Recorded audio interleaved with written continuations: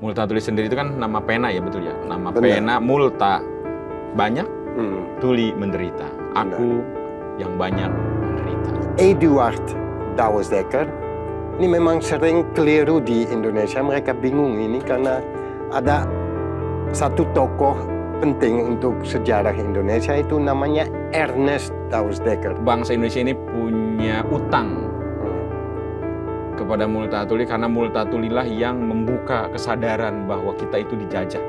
Tanpa rakyat Lebak, tidak ada buku Max Havelaar, tidak ada Multatuli. Tidak akan ada ya? Tidak ada.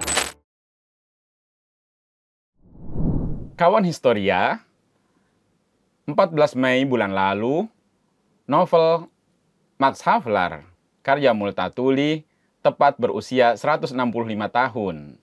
Sejak pertama kali terbit, 14 Mei 1860. Nah, di dialog sejarah kali ini, kita akan membahas terkait Multatuli, Max Havelaar, pengaruhnya, serta seperti apa sih kaitan Multatuli dengan Setiabudi. Nah, di dialog sejarah kali ini, saya sudah kedatangan tamu, seorang Belanda yang juga menggeluti Multatuli. Mas Aryan. Halo, Mas. Halo, Mas Ubay. Gimana, sehat? Sehat. Syukur. Harus. Teman Historia, ini Mas Aryan. Mas Aryan seorang dokumenter sejati, sejak puluhan tahun mendokumentasikan berbagai peristiwa di Indonesia, dan yang terakhir saya lihat ada novel atau buku yang Mas Aryan tulis terkait dengan setelah Multatuli pergi. Nah, sebelum ke sana mungkin Mas Aryan bisa kenalan dulu nih. Ya, saya Arjan Onder de Wijngaard, kelahiran Belanda, orang Belanda. Nah, saya pertama kali datang ke Indonesia itu tahun 80, khusus untuk atau bertugas untuk membuat dokumenter radio tentang sastra Indonesia. Berarti saya wawancara beberapa sastrawan saat itu. Dan itu di tahun 80-an. Setelah itu jadi fotografer dan ya luas bergerak di bidang seni budaya dan sejarah. Itu kurang lebih. Iya, Mas Aryan, di novel Max Havelaar ini saya pikir Mas Aryan mulai fokus ya di 10 tahun terakhir nih. Seperti apa, mengapa misalnya membuat film setelah Multatuli pergi di 2019, dan kira-kira mengapa masuk ke Multatuli juga? Itu permulaan dari awal, seharusnya aku kembali ke awal.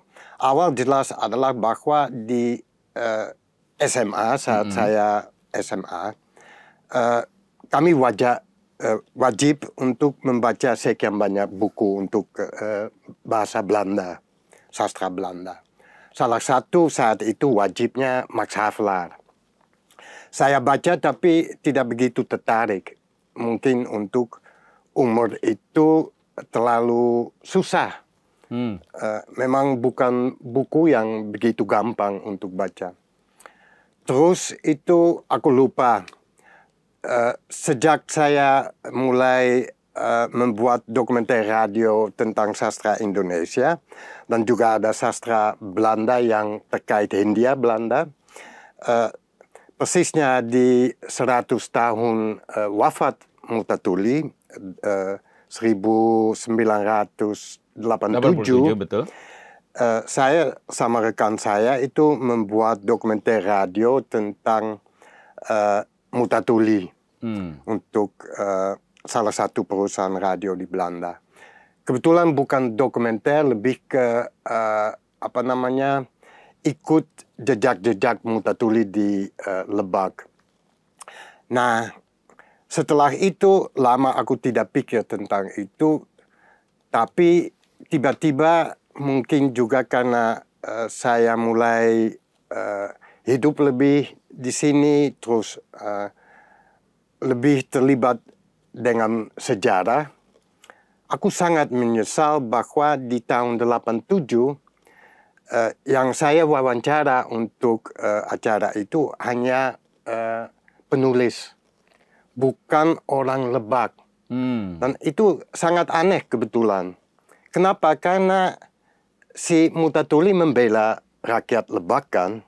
Berarti bagaimana itu dengan orang Lebak sekian lama setelah Multatuli itu pergi. Tadi di awal pembicaraan, Aryan menyebutkan bahwa di Belanda ada kurikulum. Misalnya tadi disebutkan bahwa ada kewajiban anak-anak sekolah untuk membaca karya sastra dan salah satunya Max Havelaar. Itu untuk level apa ya? Apakah di SD, SMP, SMA? Itu untuk ujian terakhir SMA, untuk lulus SMA. Untuk lulus SMA. Ya, berarti membahas sastra itu jelas sudah sejak SMP. Tapi baru kewajiban untuk baca kebetulan 25 buku sastra Belanda dari dulu sampai modern. Itu baru untuk lulusan SMA. Iya. Nah, kawan Historia, novel Max Havelaar diterjemahkan ke lebih dari 46 bahasa di dunia. Dan di Indonesia sendiri sudah ada 4 penerjemah. Dan yang beredar luas di Indonesia, salah satunya adalah terjemahan Pak H.B. Yasin sejak tahun 1972. Nah, Aryan, setelah tadi bercerita tentang film setelah Multatuli pergi, kemudian juga Aryan menulis buku ya. Nah, ini bisa ceritakan sedikit terkait After Multatuli Left ini. Ya, nah di film dokumenter After Multatuli Left, setelah Multatuli pergi, saya bersama tim ke Lebak justru untuk ngobrol dengan orang Lebak. Ini kebetulan di tahun 87, saat aku buat laporan untuk radio, saya juga bawa kamera video. Nah, saya syuting juga di Lebak. Nah, saat di Badur, desanya Saija dan Adinda di buku Max Havelaar, saya cari orang yang mirip atau bisa, wah ini anaknya jadi Saija buat saya. Nah, benar. Pas mau belok ke kampung Badur, ada beberapa kerbau dan anak-anak muda. Berarti, ini bagus. Aku syuting, ini jadi Saijaku. Terus masuk kampung Badur, ada perempuan kecil sama teman atau adik yang sedang asik itu. Wah, ini sepertinya Adindaku. Terus saat aku pikir tentang bagaimana aku memvisualisasikan dan apa jadi ceritaku di zaman ini, sekitar 30-an tahun setelah syuting pertama, aku ingin cari anak-anak muda itu. Berarti mereka sudah dewasa, sudah punya anak, sudah berkeluarga, dan lain-lain. Nah, di buku ini ada nggak yang hal-hal yang Mas Aryan temukan, kemudian dituliskan, dan itu sesuatu yang menarik gitu selama menulis buku Multatuli Left in Lebak ini? Nah, kebetulan judul bukunya adalah Multatuli hidup atau tinggal di Lebak atau bangkit di Lebak. Karena setelah aku membuat film dan membandingkan bagaimana pentingnya Multatuli atau terkenalnya di Belanda atau di Lebak, konklusi saya akhirnya adalah bahwa Multatuli memang hidup di Lebak dan di Belanda sepertinya mati. Maksudnya tidak begitu banyak orang baca buku dia.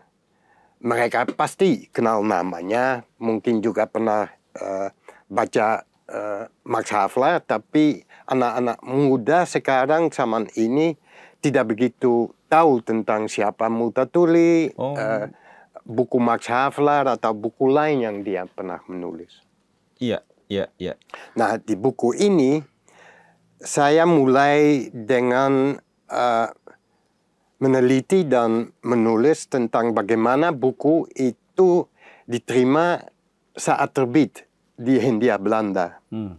Terus apa pengaruhnya buku itu di Indonesia? Karena sekali lagi kembali ke rakyat Lebak, selama 160 tahun ada begitu banyak orang meneliti Multatuli, Max Havelaar, itu satu perpustakaan besar itu dengan buku-buku tentang dia atau tentang buku Max Havelaar dan karya lain. Tapi yang membuat saya kaget benar adalah bahwa tidak ada satupun orang yang meneliti bagaimana selanjutnya dengan rakyat Lebak. Berarti sepertinya rakyat Lebak itu tidak penting. Tapi menurut saya tanpa rakyat Lebak tidak ada buku Max Havelaar, tidak ada Multatuli. Tidak akan ada ya? Tidak ada. Mas Aryan, di Museum Multatuli di Rangkas Bitung itu ada tegel tuh. Tegel yang Mas Aryan temukan di tahun 1980-an ya, 87. ketika ke Lebak, 87 Ya, benar. Ceritakan dong gimana bisa ada tegel bekas rumah Multatuli itu? Itu cerita lucu ini. Gimana? Saat 87 sepertinya ada renovasi atau apa di tempatnya dulu rumahnya si Multatuli. Terus itu di halaman ada kontainer dengan puing-puing, terus ada tegel. Nah, saya pikir loh ini kenapa membuang itu sejarahnya, siapa tahu itu Multatuli pernah injak kaki dia. Betul. Nah, karena dibuang, saya bersama rekan ambil 2 tegel. Itu salah satu itu ke hitam, salah satu lebih ke putih. Terus saat saya mau pindah ke Indonesia, aku ngapain ya dengan tegel itu? Aneh untuk bawa ke sini lagi ini di rumahku atau apa. Lebih baik aku serahkan aja ke museum di Belanda. Nah, itu terjadi. Terus 1 tahun setelah itu, Museum Multatuli kontak saya, ini Mas, sebentar lagi ada Bupati Lebak datang dengan kelompok, mereka cari artefak-artefak untuk museum baru. Apakah kami boleh serahkan 1 tegel kepada mereka? Ya bolehlah.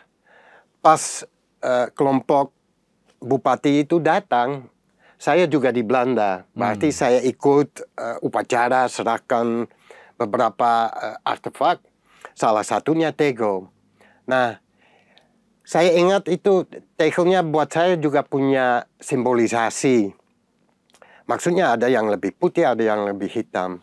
Aku pikir yang mana aku tinggalkan, yang mana aku serahkan, kembalikan ke Indonesia. Nah, aku pikir lebih baik yang agak kehitam, aku tinggalkan di Museum Multatuli di Belanda. Supaya orang Belanda ingat bab gelap itu dari sejarah terkait Indonesia dan tanam paksa dan sejarahnya Multatuli. Yang putih, yang agak putih bisa ke Indonesia dengan harapan bahwa masa depannya ini memang lebih terang lah. Lebih cerah gitu ya. Tegelnya membawa cahayanya untuk Lebak. Begitulah kurang lebih terima cerita. Kasih. Jadi yang di Lebak ini membawa cahaya gilang gemilang gitu ya. Benar. Nah ini Kang Ubay, Iya. bagaimana kamu justru itu terlibat dengan Lebak? Aku ingat aku pernah tanyamu, apakah Multatuli membawamu ke Lebak atau terbalik itu? Apa yang terjadi? Kenapa Multatuli dan Lebak, Rangkas Bitung apalagi? Iya. Jadi ini ya cerita masih perkenalan pertama gitu ya. Iya. Oh, oke. Jadi saya pertama kali membaca Max Havelaar itu tahun 2004. Ya hampir 20 tahun lalu. Waktu itu masih di Bandung. Mahasiswa S1 lah ya di IKIP Bandung. Lalu di tahun 2009 saya ditugaskan ke Lebak sebagai guru SMP dan lalu terinspirasi untuk membuat perpustakaan waktu itu. Oke, perpustakaan untuk siapa? Untuk anak-anak di pedalaman. Karena saya sebetulnya guru SMP, jadi Waktu itu aktivitasnya saya datang Senin, kemudian harus kembali ke rumah itu Jumat. Jadi tidak ada aktivitas setelah sekolah. Jadi saya terinspirasi untuk akhirnya bikin perpustakaan lah di sana. Pakai namanya Multatuli. Taman Baca Taman Baca Multatuli. Betul. Itu di desa Ciseel ya? Ya, betul, di desa Ciseel, desa Sobang, di kampung Ciseel. Kampung Ciseel, desa Sobang, Kecamatan Sobang, Kabupaten Lebak, Banten. Itu sangat pendalamannya? Iya, di lumayan di daerah pedalaman. Ya. Dan mereka nggak punya buku atau apa itu di sana? Ya ada, hanya buku-buku sekolah waktu itu. Ya. Terus gimana itu? Iya, di 2009 bikin taman baca itu, 2010 mulai itu. Saya inisiasi, ada inspirasi dari kawan Sigit Susanto yang reading Ulysses James Joyce di Zurich. Akhirnya format reading group itu dibawalah ke Ciseel dengan membaca novel Max Havelaar, karangan Multatuli itu.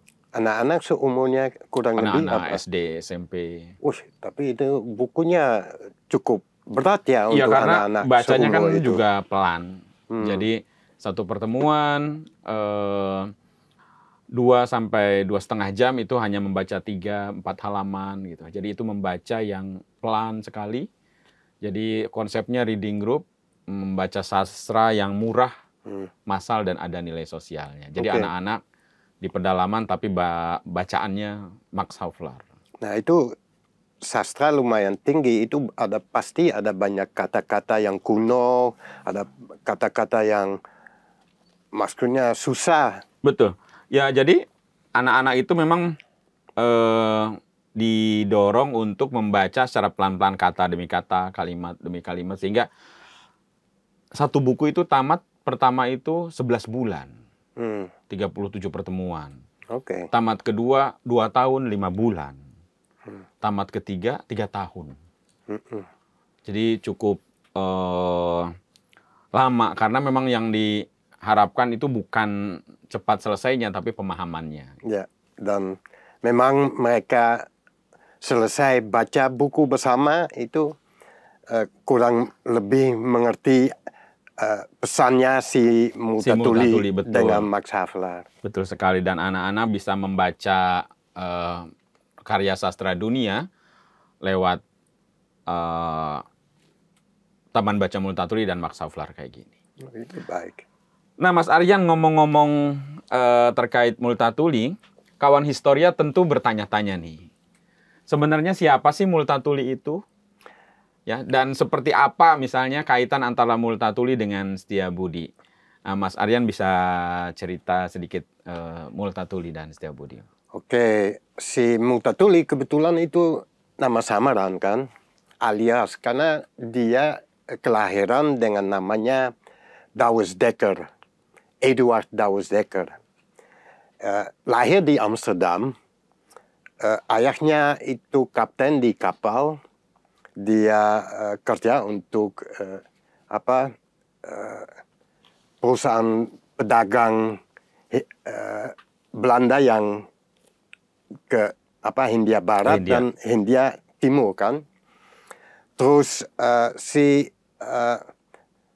Eduard Douwes Dekker ini memang sering keliru di Indonesia. Mereka bingung ini karena ada satu tokoh penting untuk sejarah Indonesia itu namanya Ernest Douwes Dekker.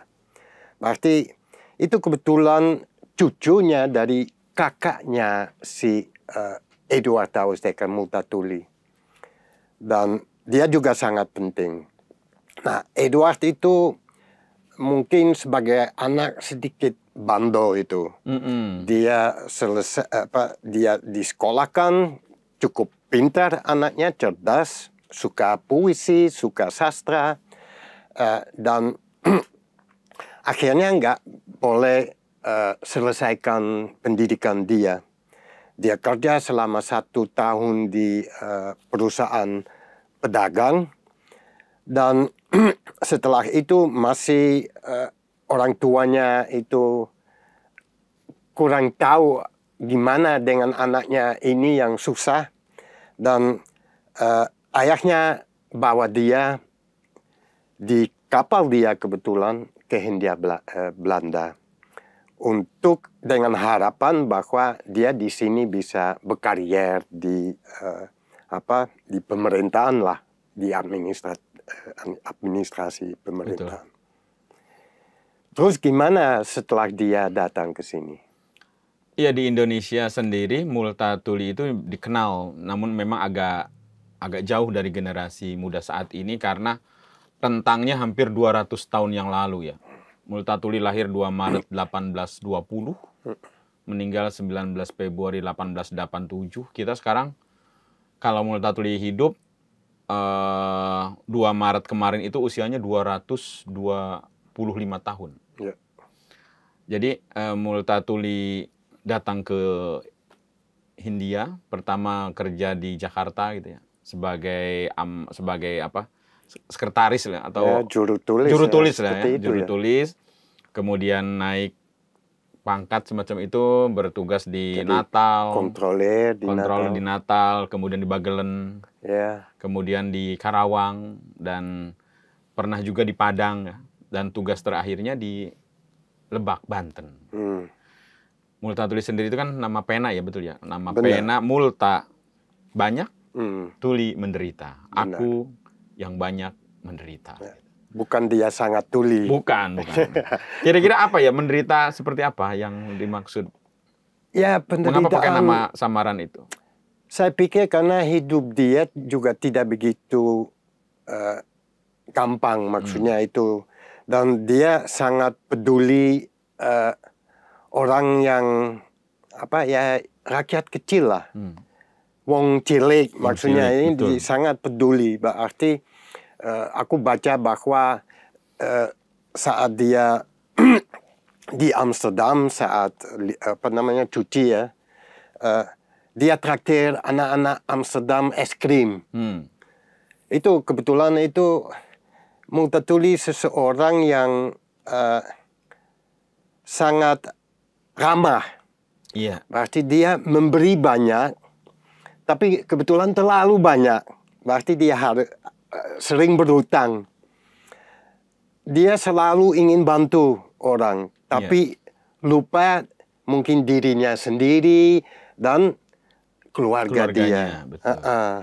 Berarti itu ya memang dia ikut menderita mungkin dengan penderitaan orang yang dia lihat saat itu. Masih ada perbudakan, orang pribumi tidak selalu atau sering dianiaya, dimanfaatkan dan lain-lain. Nah, di novelnya sendiri ada kisah bahwa ketika Multatuli berangkat dari Natal menuju ke Banten, ke Lebak itu dia menggunakan kapal dan Sapo, nama anjing peliharaan, itu loncat ke laut. Benar. Nah, Multatuli ngambil. Dia lompat betul. Dan menyelamatkan Nah, Sapo itu juga hati yang besar kan untuk apapun siapapun semua makhluk yang hidup. Betul. Nah, ini memang dia mempertaruhkan dirinya di laut itu, banyak hiu-hiu yang siap menerkam gitu. Iya. Itu dia sangat berani. Mungkin itu dia kurang tahu batasannya dalam banyak hal, dalam memberi cinta, memberi cinta, uang atau bantu orang, menyelamatkan anjing atau apa itu. Memang begitulah. Ya, Mas Aryan, teman Historia, Setiabudi atau Ernest, peran Soa Eugene Doosdekker itu adalah cucu kemenakan ya. Benar. Cucu dari kakaknya Multatuli. Benar. Setiabudi ini kan pahlawan nasional. Benar. Pahlawan nasional. Dia yang mendirikan partai Indische Partij, partai pertama kan. Betul, di Indonesia. Dan memang mereka tujuannya untuk semua penduduk Indonesia kan pribumi maupun Indo maupun Belanda. Mereka memang berjuang untuk siapapun. Dan mereka udah ada permohonan atau pikiran tentang kemerdekaan. Maksudnya memang punya status otonom dari Belanda. Tapi langsung partainya itu dibubar, dilarang. Dan dia bersama teman-teman kan itu diasingkan ke Belanda. Iya, pahlawan nasional kemudian meninggal dan dimakamkan di Taman Makam Pahlawan di Cikutra di Bandung. Benar, sebelum Perang Dunia Kedua dia juga guru kan, dia mendirikan sekolah namanya Institut Kesatria, dan saat perang dia masih aktivis bisa bilang aktivis untuk kemerdekaan, untuk bisa bilang HAM ya, hak asasi manusia. Terus itu di zaman Jepang dia ditahan karena dianggap pemberontak atau bahaya untuk pemerintah, statusnya pemerintah Belanda. Terus awal di Ngawi, akhirnya diasingkan, bawa ke Suriname. Setelah Perang Dunia Kedua dia kembali ke sini. Betul, dan yang memberikan nama Setiabudi itu, Danudirja Setiabudi itu Bung Karno. Bung Karno, benar. Betul. Dia memang dekat dengan Bung Karno. Betul. Dan yang memberikan peci waktu itu mau menikah, Bung Karno memasangkan peci dan memberi nama Danudirja Setiabudi. Nah itu dia. Dan sekarang memang itu ada banyak jalan Setiabudi kan. Betul, di Jakarta ada jalan Dr. Setiabudi. Tapi jangan keliru, itu dua-duanya Douwes Dekker. Dua-duanya Douwes Dekker. Tapi satu itu Setiabudi, satu Multatuli. Multatuli yang menulis buku, betul. Setiabudi jadi pahlawan. Jadi pahlawan. Nasionalisme. Multatuli jauh sebelum kemerdekaan, ia yang membawa api, membawa semangat. Benar. Memicu api itu ya. Betul. Novelnya dibaca oleh Kartini, Soekarno, Ahmad Subarjo, Yose Rizal, gitu, yang memberi inspirasi. Dan Setiabudi adalah cucu dari kakaknya si Multatuli. Pasti dia juga terinspirasi oleh omnya ya. Kakek. Kakek atau apa namanya? Iya, paman. Paman. Ya. Betul. Nah, terkait dengan novelnya, Max Havelaar, novel yang dibaca oleh banyak sekali tokoh-tokoh dunia. Tidak hanya, kalau berbicara Max Havelaar tidak melulu terkait dengan Indonesia, tapi juga tokoh-tokoh dunia membaca Max Havelaar. Dan Pram pernah menulis di New York Times bahwa novel Max Havelaar itu yang membinasakan kolonialisme. Yang membunuh kolonialisme. Benar itu. Nah, kita kawan historian ingin menggali lebih dalam lagi terkait dengan pengaruh si novel Max Havelaar baik dulu dan sekarang. Nah, bagaimana pendapat Mas Aryan di Belanda terutama kan ada kewajiban ya membaca novel Max Havelaar di SMP, SMA. Dulu ya. Dulu. Sekarang tidak lagi. Sekarang tidak lagi ya. Nah, novel ini kalau di Indonesia kan pengaruhnya luar biasa. Novel yang membuka kesadaran gitu. Yeah. Kalau kata Pram itu Max Havelaar atau Multatuli punya bangsa Indonesia ini punya utang kepada Multatuli karena Multatulilah yang membuka kesadaran bahwa kita itu dijajah. Ada lebih banyak hal yang dia menyadarkan. Misalnya itu dengan menulis Insulinde als gordel van smaragd om de evenaar. Zamrud Khatulistiwa. Benar. Itu dia ngomong tentang sesuatu yang satu, persatuan.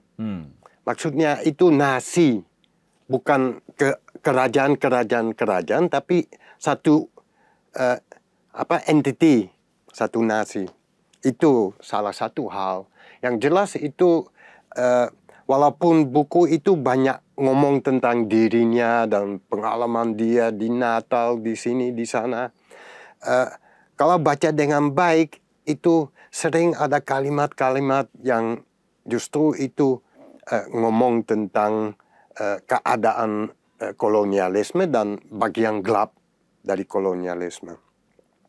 Dan itu bisa bilang generasi pertama nasionalis itu dapat pendidikan Barat, pendidikan Belanda. Itu bisa bilang akibat atau pengaruhnya dari buku, terutama di Belanda. Mereka baca buku itu dan mulai sadar bahwa bukan semuanya baik-baik di sana dan orang Belanda begitu hebat dan baik. Ada banyak hal yang salah dalam sistem kolonial. Apalagi saat itu tanam paksa.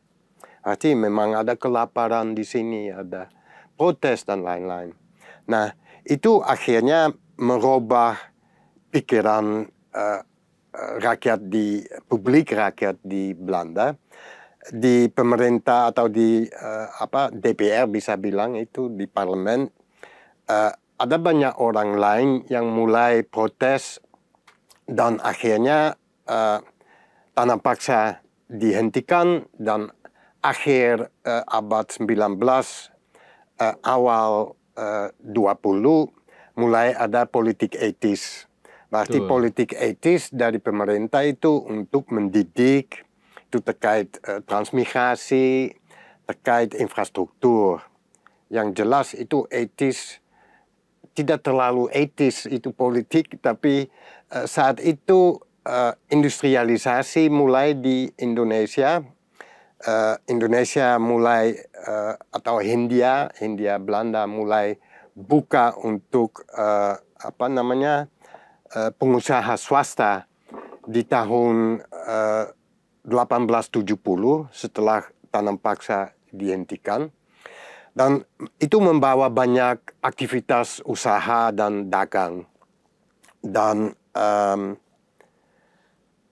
saat itu mereka butuh tenaga kerja yang sudah bisa baca, sudah bisa hitung.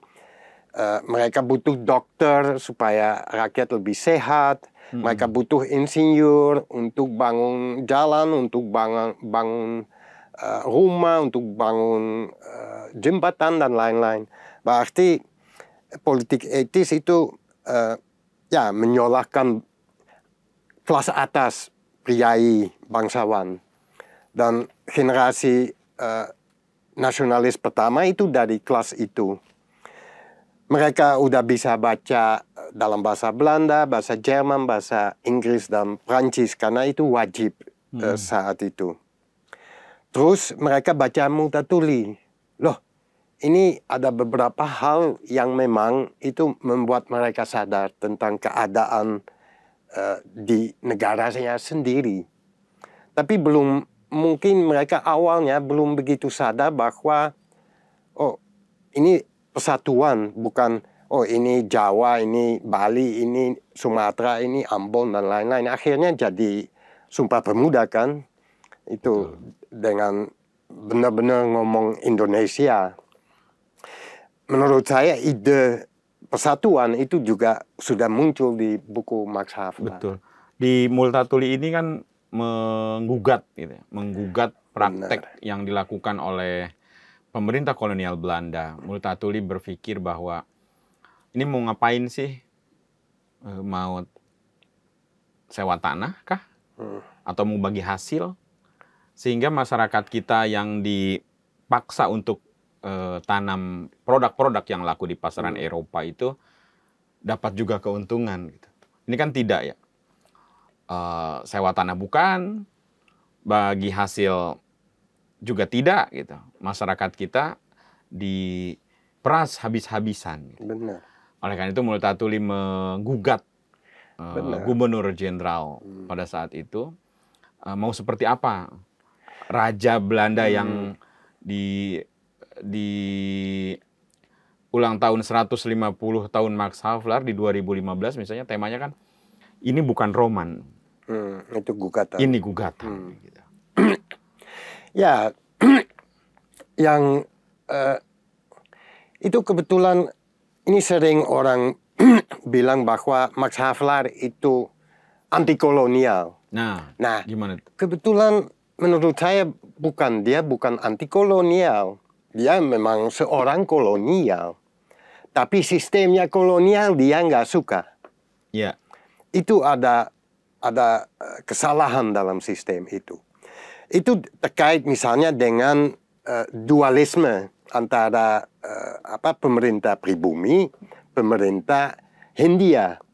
Karena bukan pemerintah Hindia memanfaatkan sistem feodal yang sudah ada. Gugatan Max Havelaar atau Max Havelaar dalam buku bukan hanya terhadap Belanda dan kerajaan dan pemerintah Hindia, tapi juga gugatan terhadapnya bupati dan apa yang terjadi di Lebak, daerah Lebak. Daerah Lebak itu miskin.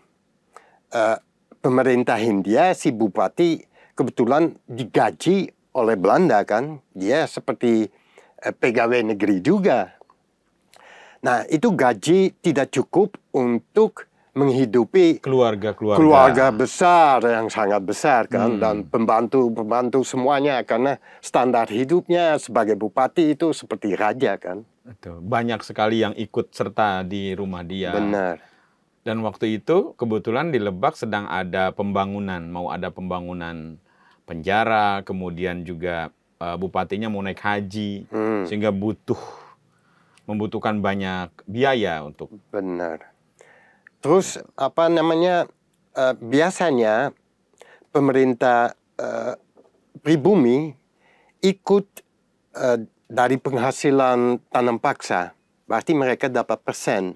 Iya. Nah, Lebak itu hampir tidak ada penghasilan dari tanam paksa. Berarti si bupati memang antara bupati yang miskin lah. Berarti dia lebih keras mungkin untuk memanfaatkan kekuasaan terhadap rakyat. Nah, di Multatuli sendiri berpengaruh dulu membuat generasi pertama tercerahkan gitu ya. Nah, sekarang kan usianya hampir 205 tahun Multatuli jika hidup. Generasi sekarang mungkin agak terlalu jauh. Namun saya melihat sekarang semangatnya. Novel ini kan melintasi zaman ya. Ada korupsi yang dilawan oleh Multatuli di novel ini. Nah, saya pikir generasi muda saat ini juga bisa membaca novel ini dan inspirasinya tetap up to date, tetap bisa menjadi pegangan bahwa kekuasaan harus dimanfaatkan bukan untuk menindas rakyat gitu. Kekuasaan harus dipakai untuk sebesar-besarnya kemakmuran rakyat. Untuk memajukan masyarakat. Berkembang. Gitu. Benar. Dan banyak tema yang Multatuli sebut di buku Max Havelaar memang sangat aktual. Apalagi mungkin bisa bilang tambah aktual. Lebih aktual daripada 50 tahun yang lalu mungkin. Yeah. Berarti dunia sedang robah. Neokapitalisme itu, penguasa itu memang beda, caranya beda, tapi hasilnya sama. Mereka ambil uang dari masyarakat, bukan hanya di sini, tapi dimanapun. Itu sistem politik atau demokrasi juga bisa bilang itu lebih parah daripada mungkin 50 tahun atau pasca Perang Dunia Kedua itu. Jadi negara bisa memasukkan, kan 2 atau 1 tahun yang lalu ada ini ya, silakan diminum dulu. Ada sastra masuk kurikulum.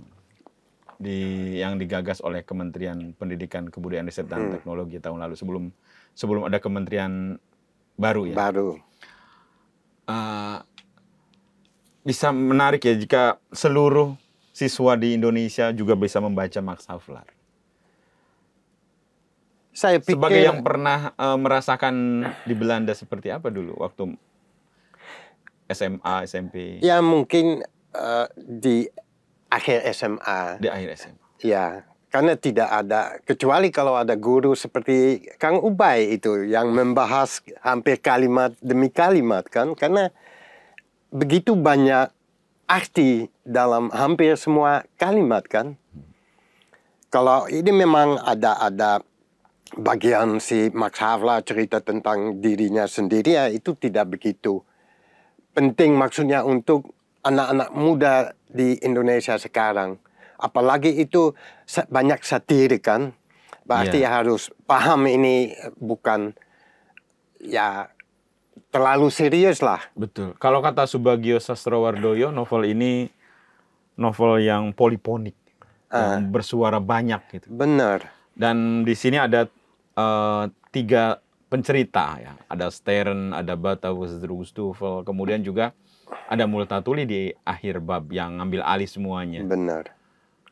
Dia sendiri. Nah, dia sendiri. Di buku awalnya dia sepertinya kalau ngomong siapa itu Douwe Dekker-nya ada di dalamnya, karena ceritanya itu paling banyak benar kan, itu faktual. Betul. Apa yang terjadi. Kedua itu ada tokoh Max Havelaar, itu benar juga. Multatuli ada Douwe Dekker juga. Terus Multatuli si penulis. Yang itu melalui Max Havelaar mungkin itu membuat dirinya sedikit pahlawan, naikin wah ini aku orangnya hebat ya. Itu dia, walaupun dia juga membahas kekurangan dia, tapi paling banyak tentang semua yang baik yang dia lakukan kan. Betul. Nah, itu berarti yang paling penting mungkin untuk anak-anak sekolah sekarang itu ya ceritanya Saija dan Adinda. Betul sekali. Nah, itu ceritanya pertama tentang ya rakyat.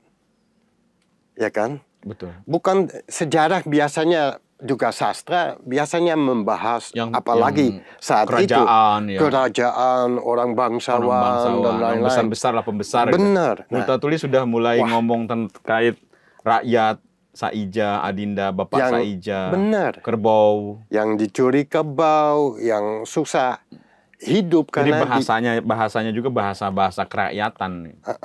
Benar. Bahasa kerakyatan yang itu kisah Saijah dan Adinda ini menjadi sangat menarik karena satu dari 2 bagian di novel ini yang mencuri perhatian. Atau kalau bahasanya Subagio Sastrowardoyo, inti. Benar. Inti dari cerita Max Havelaar itu ya ada di bab 17 itu, bab Saijah dan Adinda. Bagaimana kolonialisme itu bisa memporak-porandakan tidak hanya persoalan ekonomi, politik, tapi juga kisah cinta bisa berantakan. Benar. Dan pencurian kerbau menjadi simbol bahwa penyalahgunaan kekuasaan, kolonialisme itu sampai ke tingkat paling rendah masyarakat yang menerima dampak langsung. Ya, karena ini pundukan ya. Pundutan itu biasanya beras, itu buah-buah, pisang, bukan sampai kerbau kan. Nah, itu kelebihan yang melewati semua batasan. Betul, karena kerbau di masyarakat itu sebagai kekayaan. Benar. Sebagai harta yang bukan hanya alat kerja. Betul. Ketika alat kerjanya tidak ada, mereka tidak bisa bekerja. Benar. Ya, yang menarik itu tentang kisah Saijah dan Adinda ini tahun 70-an. Ya. Setelah buku terbit dalam bahasa Indonesia, juga ada tahun 72 tepatnya. Pertama kali terbit dalam bahasa Indonesia. Nah, di tahun 74 ada ide untuk membuat film dari buku Max Havelaar. Terus itu mulai dibuat itu tahun 75 dan tayang 76. Nah, itu koproduksi antara Indonesia dan Belanda. Itu terkait dengan hubungan yang kacau zaman terkait Papua, Irian Jaya kan. Terus itu di awal tahun 70-an hubungan antara Belanda dan Indonesia mulai membaik. Terus itu salah satu proyek untuk itu juga karena seperti diplomasi budaya. Diplomasi budaya melalui film. Melalui film kolaborasi koproduksi antara Belanda dan Indonesia. Tapi ada tabrakan. Karena pihak Indonesia itu mengutamakan kisahnya Saija dan Adinda. Dan awalnya judulnya juga Saija dan Adinda. Betul. Tapi pihak Belanda itu mau terus film itu mengikut buku persis dan mengutamakan ceritanya Max Havelaar. Nah, itu jadi kekacauan dan akhirnya saat filmnya tayang di seluruh dunia, itu di Indonesia justru dilarang. Selama 12 tahun. 12 tahun ya. Dan beberapa kru film mengundurkan diri padahalnya.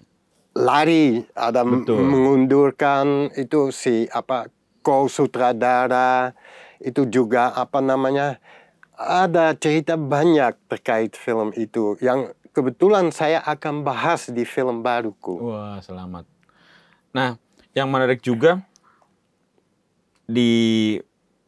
tidak hanya film ternyata, karena di tahun-tahun itu juga misalnya Pak Hugeng, polisi, itu juga pernah mementaskan drama Saijah dan Adinda di radio di Surabaya. Jadi Max Havelaar ini sudah ada film, ada drama radio, kemudian juga kalau untuk generasi sekarang ada grup band Max Havelaar, grup band Multatuli, banyak sekali. Situs Max Havelaar atau media Multatuli media rakyat yang Project Multatuli juga ada. Itu ya. Berarti masih tetap mempengaruhi umum ya kan rakyat sekarang.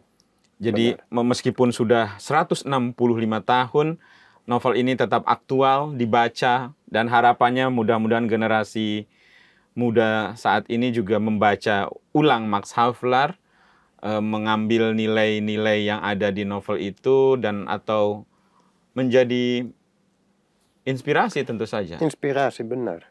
Saya pikir itu juga di Belanda. Nah, sayang adalah bahwa buku Max Havelaar memang jarang dibaca sekarang di Belanda.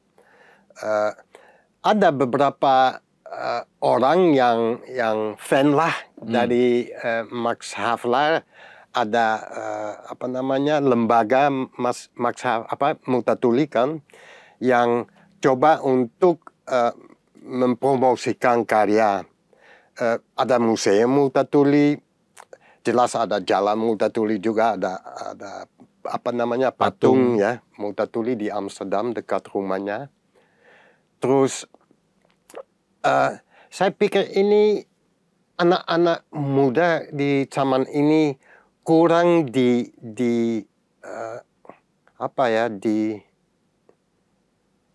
promosikan dari pihak Multatuli itu kurang pas dengan zaman ini. Ini generasi Z itu beda dari yang lain. Berarti mereka lebih suka nonton film daripada baca buku. Apalagi mungkin kadang-kadang lebih gampang untuk membaca hanya singkat tentang cerita itu daripada memang keseluruhan. Berarti ya caranya untuk menyampaikan harus lebih kekinian ya. Kekinian. Kami di Museum Multatuli juga mendorong Mas Aryan, biasanya setiap tahun kami ada lomba. Tahun lalu ada lomba vlog terkait Multatuli, ada melukis di museum, ada juga storytelling kayak gitu. Dan yang menarik memang di dunia Juga misalnya saya mendapat kabar bahwa di bulan Agustus akan ada Max Havelaar versi anak muda di Belanda yang terbit ulang. Kemudian pada 2019 lalu, teman-teman dari Korea juga menerjemahkan Max Havelaar untuk generasi muda Korea. Yang dulunya 20 bab, ada 20 bab di Max Havelaar, mereka cacah lagi menjadi 39 bab. Karena disesuaikan dengan tingkat pembaca mereka.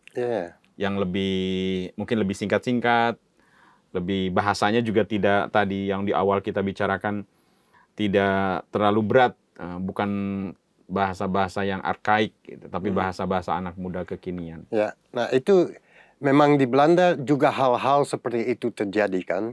Itu misalnya buku Max Havelaar juga dibuat komik, betul. Saja dan Adinda juga komik. Terus juga setiap tahun ada lomba pidato.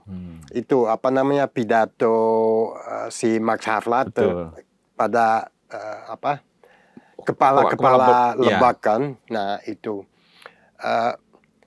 ya, saya pikir zaman juga robah.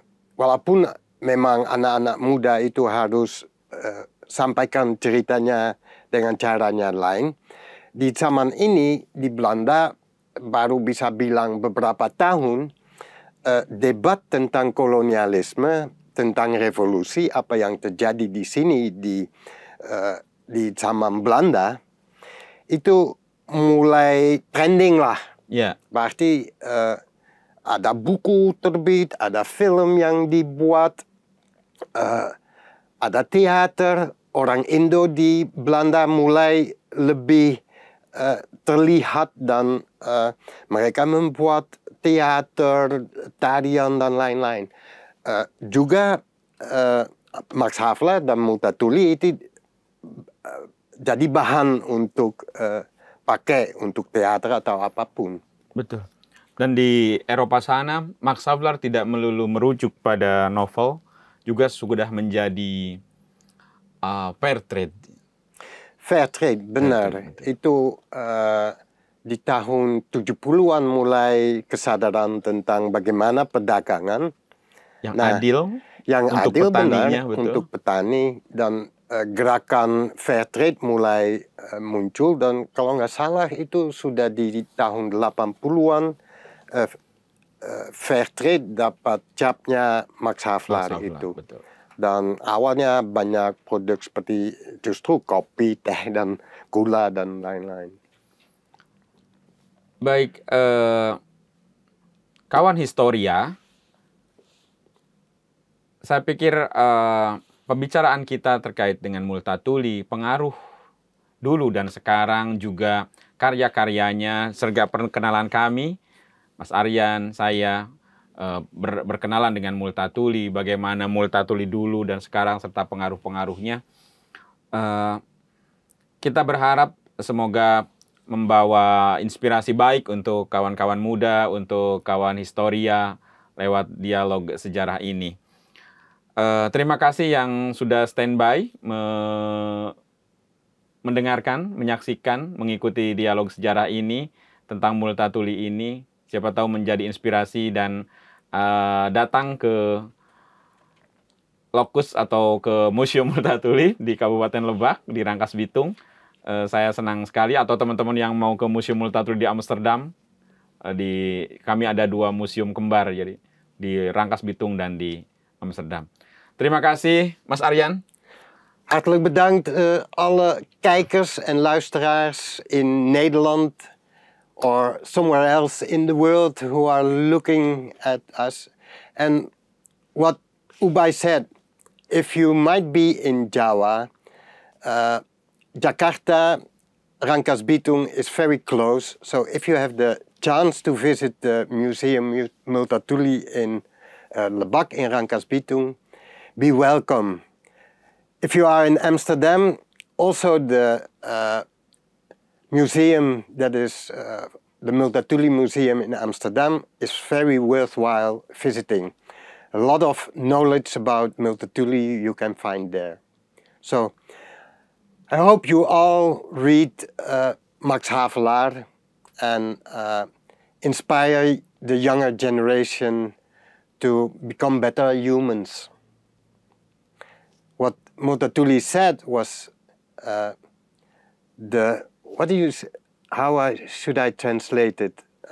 Tugas manusia adalah menjadi manusia. Itu dia. De plicht van de mens is om mens te worden. Humans should become humans. And in a time like this, it's very important. Thank you very much. Bedankt allemaal. Terima kasih banyak dan sampai jumpa. Terima kasih teman-teman Historia. Jumpa kembali di dialog sejarah selanjutnya. Tetap pantengin terus kanal YouTube Historia.id. Terima kasih. Sampai jumpa berikutnya.